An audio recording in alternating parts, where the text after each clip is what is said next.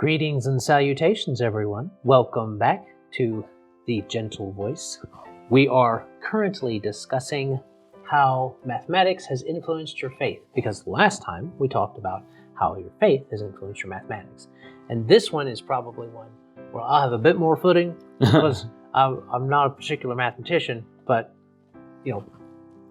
just basic algebra gets me started. But that's not yet. We've got to do introductions first. For those of you that missed it, I'm Adam L. Spain with the Interplanar Crossroads and the Gentle Voice Ministries. If you want to check those out, those are on YouTube and Rumble. So by the time this comes out, hopefully we will not only have them on YouTube and Rumble, both mirrored correctly. We have a podcast version of the stuff we're releasing up. So we'll see how that goes. That's what I have as far as announcements for me. We've got Brother Jordan Danser here. Hello, everyone. And retell them again what it is, who you is, and what you do. My name is Jordan Danser. I live here in the Fort Smith area. I've been living here since, I guess it's February of 24. We moved here in August of 22. I work as an evangelist with the Churches of Christ, working with the Wheeler Avenue Church of Christ just up the road a few miles, and enjoying that and getting to be in the area. That's my main pursuit. I guess the reason I'm talking about this, though, is in 2022, I finished my PhD work at the University of Oklahoma in mathematics. Before that, I did my undergrad in Chickasha, Oklahoma, and then moved to my PhD work in Norman. I studied, I guess it was Riemannian geometry and the curvature of nilpotent Lie groups, specifically. Filiform algebras and their soliton structures, sort of my thing for anybody who has any idea what that means. Some days I don't even know what it means anymore. But did that, and that's kind of what led me here. All right. Well, that means introductions are done. And so I'm going to pick up. We got a little time left from last time. So technically it won't be exactly 30 minutes, but there we go. We're starting on a little into our time. That'll be fine. So, all right. So discussing how mathematics has influenced your faith. Do you want to start in on that one? Sure. Well, I think one of the things that's been really most transformative for me in mathematics is I really came to mathematics kind of senior year of high school. That's when I kind of got the start with it. Before then, I was your classic could do the word problems in algebra in my head, but couldn't figure out the formulas kind of thing to make it work and all that. So I was really struggled with mathematics actually.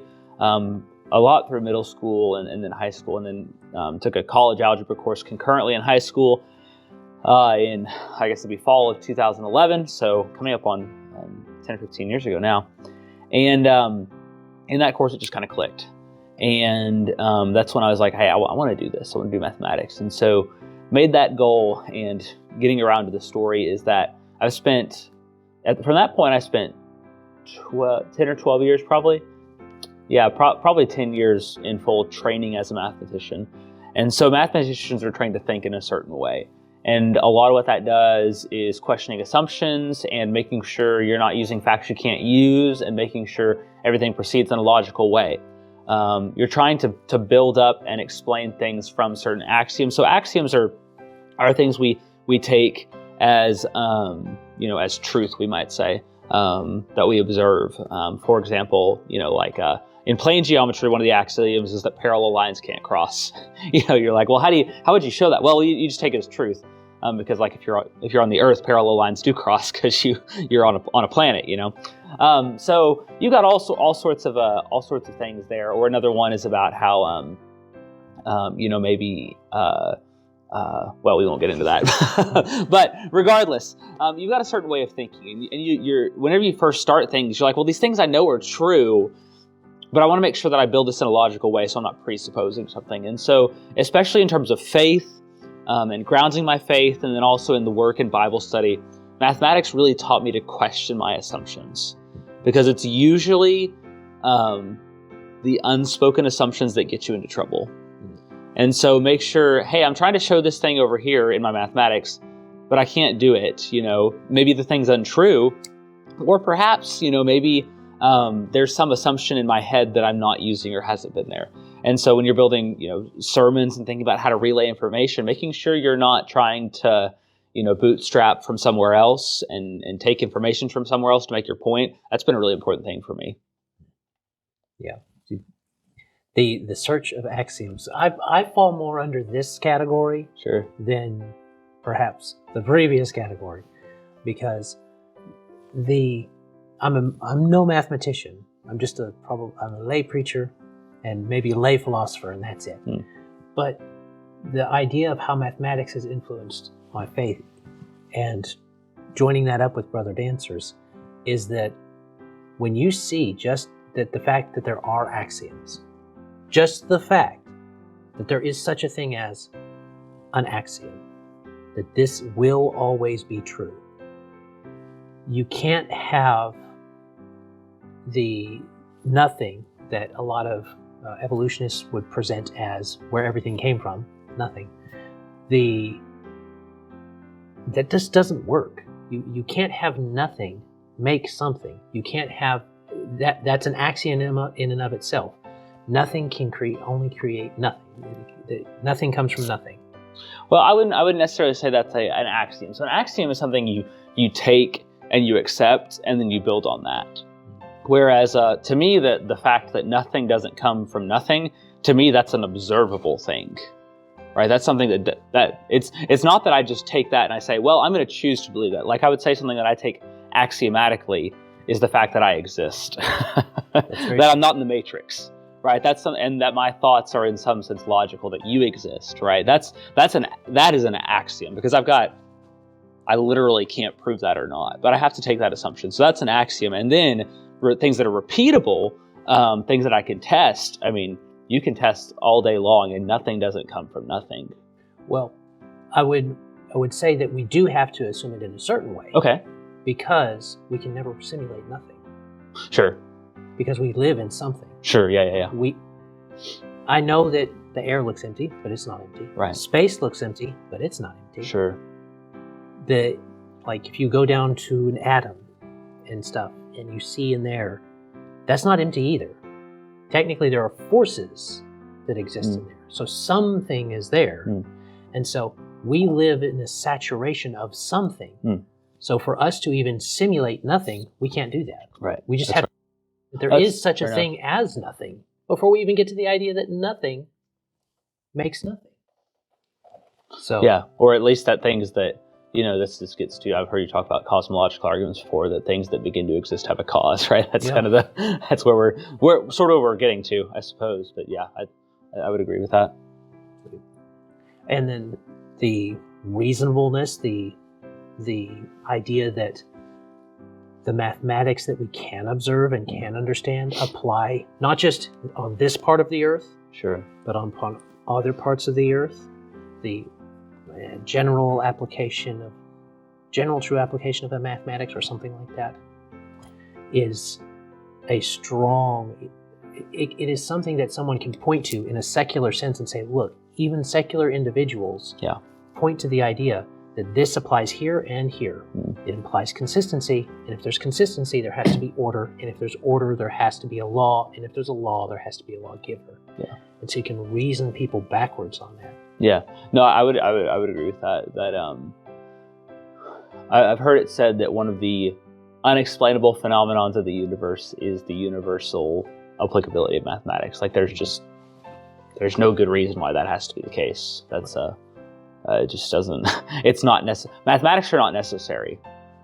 They're not. I mean, there could be theoretically, there could be a universe that exists with no minds at all in it, or there could be a universe with one mind that's completely whatever. So there's all sorts of things that could happen. The fact that we have mathematics is highly unnecessary, but it's important, and its structure is really incredible. And to kind of build off into that in a philosophical sense, and to tie into our last discussion, if you missed it, sure, how faith has influenced your gaming and how gaming has influenced your faith. You should check it out, by the way. Go ahead. Yeah.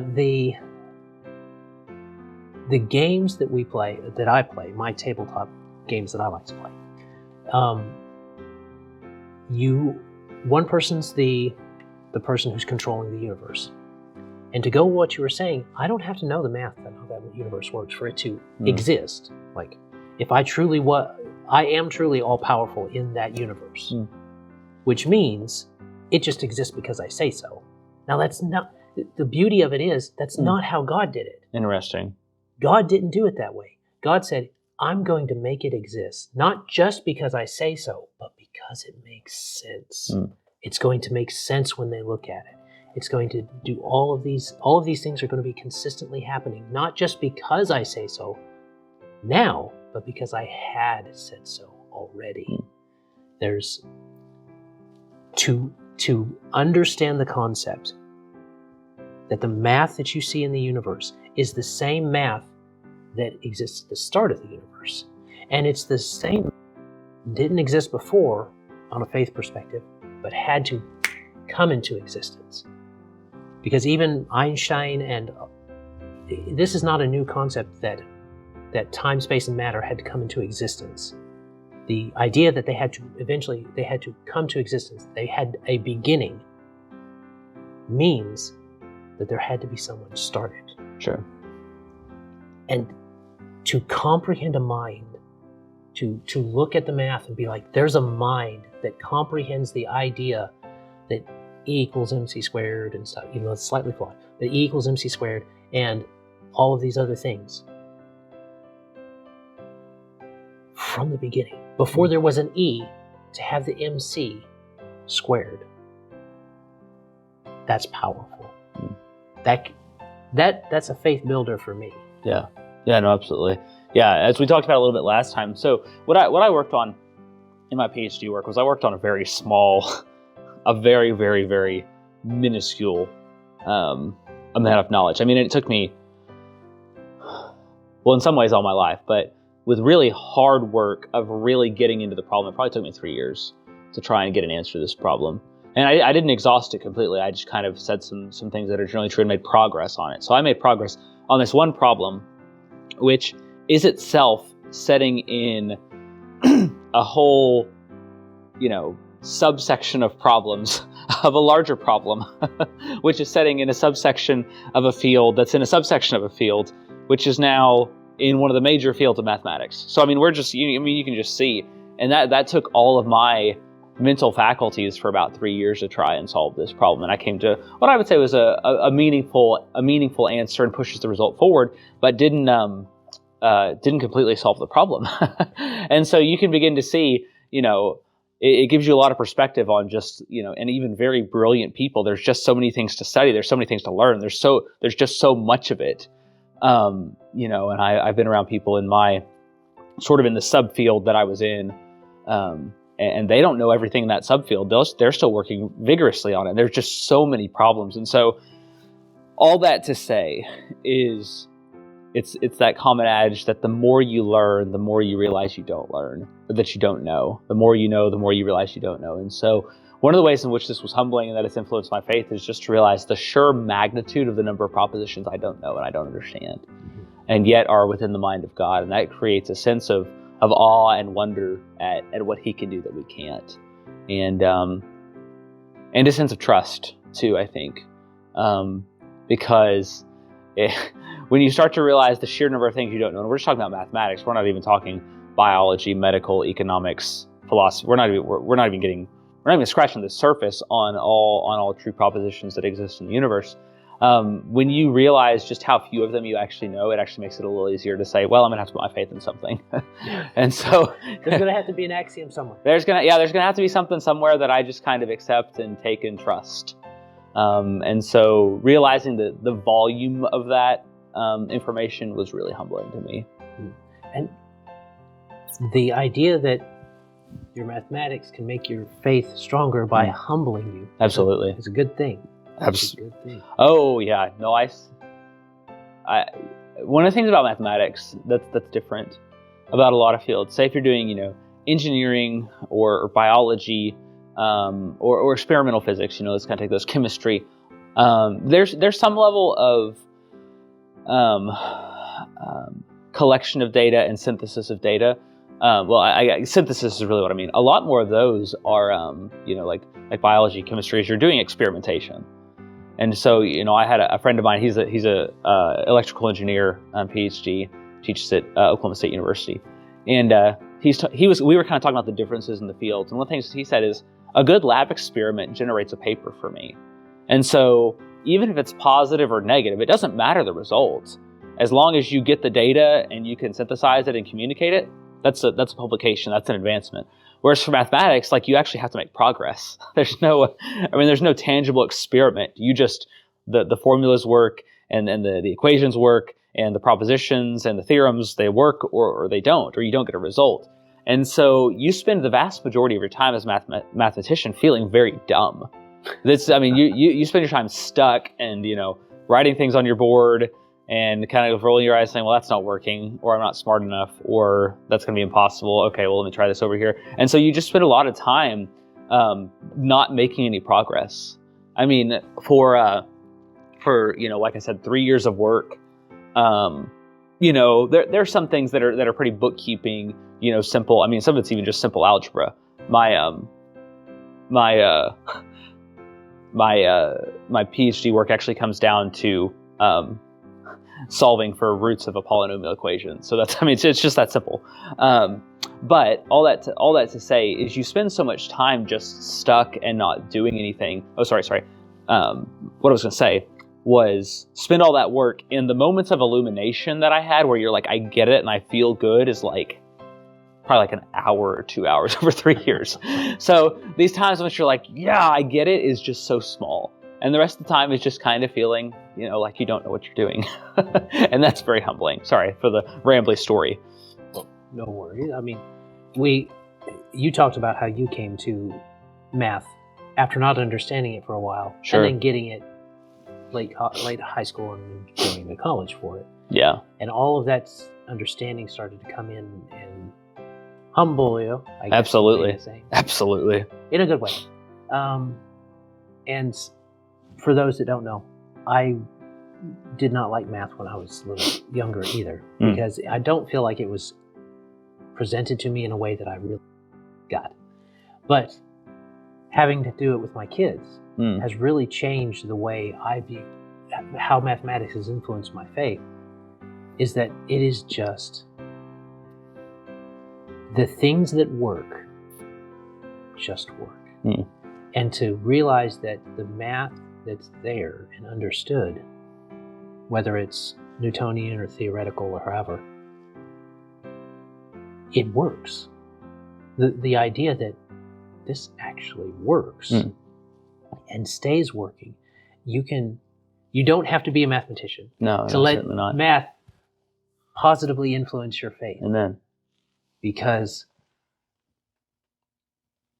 having rediscovered mathematics, there's a fascination with it that can come from that, of being like, this is we might say the programming language that God put in the universe to make it function just right. And as far as we know, we're the singular point in the universe that works for humans. Because as much as we like to look out into the cosmos, and they're beautiful, and they'd be fun to explore, I'm not against exploring them, but I am 98% sure you'll never find another Earth. Because of just how fine-tuned it is. And the astronomical numbers of basic math numbers on what it would mean to try and find another Earth. It's you leave possibility, you have to leave possibility behind and look at probability on whether that's actually going to happen. Yeah. Because those aren't the same thing. So the feeling that you can get to solidify your faith that, yes, the very fact that we even exist on a mathematical level, there's a God. There's some kind of designer. Sure. Even if you're here and you don't believe in the God of the Bible, there has to be a designer. There is a designer. So that's built up a lot of my faith. Yeah, absolutely. Well, I think too, also just, in the demonstration of faith, if I could sort of start to move in a new direction or a new way, mathematics has really started to help me, and is not just in the existence of faith, but in the living out of faith. I was a math teacher, so a lot of times, one of the beautiful things about mathematics, well, beautiful, not in the aesthetic sense, But nice things about mathematics is colleges need math teachers, and so graduate students become those math teachers. So one of the nice things about upper level work in chemistry and sciences and things like this, a lot of times you can get paid to go rather than having to pay to go. You actually get paid to go.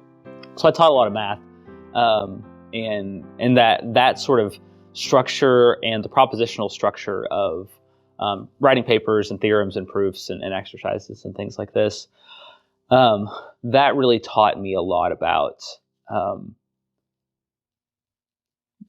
thinking. And about, we do a little bit of symbolic logic, but that's kind of more of a, it's kind of a thing they teach you for a couple weeks, then you kind of move on from it quickly because no one does it. But logic and figuring out where assumptions are, and as we talk to people, trying to figure out like what's the thing that's not clicking in their mind, and being able to kind of do an autopsy on people's arguments and on rationale to figure out what's missing here. It's like, oh, they're missing this thing right here, or as I try to persuade people, it becomes a logical progression of, okay, what are we including? What am I assuming in here that they need to know? And that sort of stuff's been very, very helpful. You can really start to help when you take it in a formulaic type of framework. Sure. When talking with someone or working with someone or just generally communicating with someone. And you can break that down a little bit and start to say, well, this is leading to this, that. The logic cascade. You can have a lot of progress made in a good understanding of each other when you can start to break down the conversations. Absolutely. You can start to look at it and say, having practice in your mind, steps and orders and operations, you then do the same thing with a conversation. That can really let you reach people in a way that perhaps you might not have been able to if you were just running off of your own steam. Sure.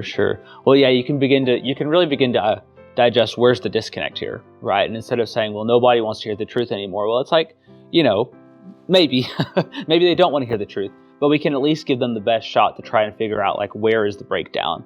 And that breakdown may be in a predisposition to not obey God. That could be it. But maybe the predisposition, or there's just a misunderstanding about something else. That's where it's breaking down. And that level of trying to do that block by block, bit by bit, has been really helpful for me.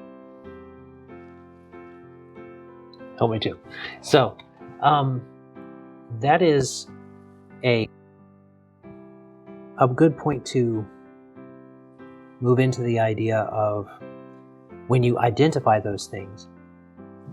Mathematically, we can fix things pretty easily, but those other problems that come up, they're not always as fixable. Sometimes those have other side equations, and that's where if you have a logical mind and you're struggling to communicate with people on a feeling level, if you take that mathematical idea and say, oh, I thought this was a 1 + 1 thing, this is a b squared thing. So it's a lot more complicated, yeah. That happens quite a bit more than people think. Sure. Because it's not always about one part of the number being wrong. It's a part that's a parenthetical that's in there somewhere. Well, sure. They have this other assumption, and then it's corrupting their output. Well, what I would probably say there in that case is, is that, sometimes that math is really good for modeling things and simplifying the problem, but sometimes it oversimplifies as such that it loses data. Problems are multidimensional. If you want to.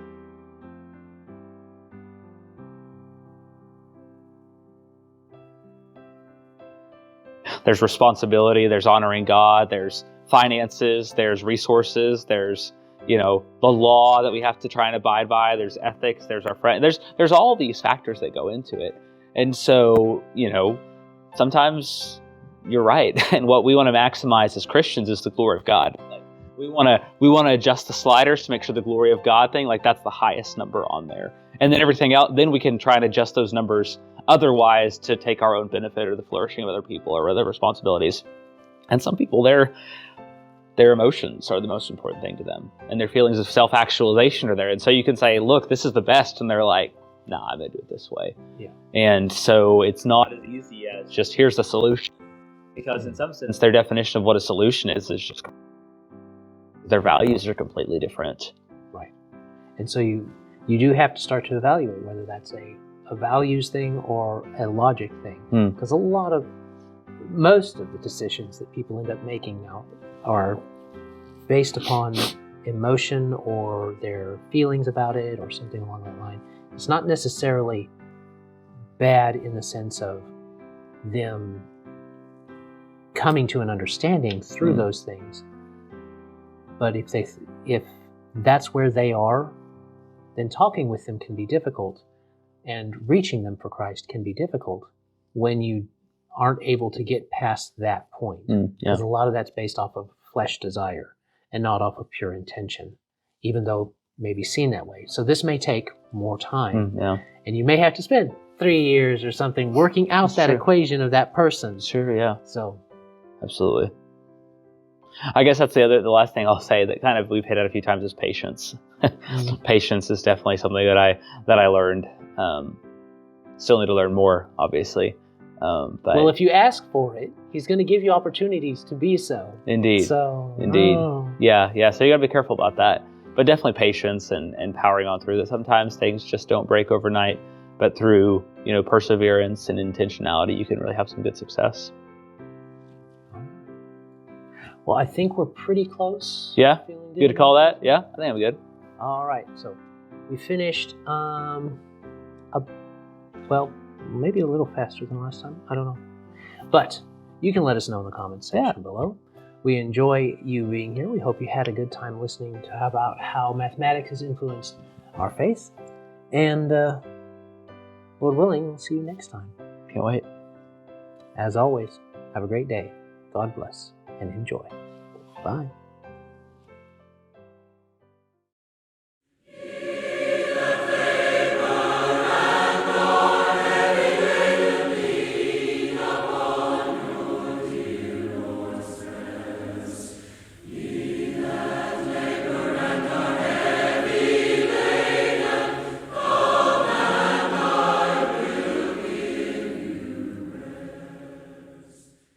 Fortunately, I think your faith and the mathematics have about the same number of characters.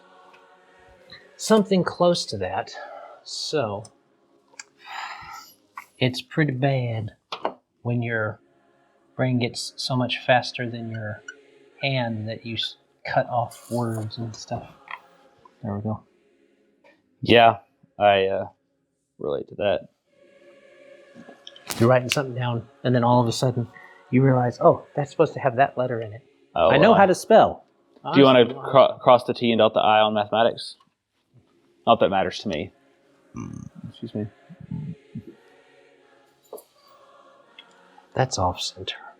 Oh well, we're on time. Well, I mean, whatever you want to do. I've got a minute if you want to fix it. I'm not in that big a hurry. It would annoy me. That's fine. Oh, you're good. Yeah, redo the whole. All good with me. I've definitely got till 1:45 at least, and I don't think we'll take that long. Yeah. That's better spaced. That looks better. Yeah. Okie dokie. Well, there you go. Yeah. I hope that was something like what you were looking for. Something. We got there. We got there? All right.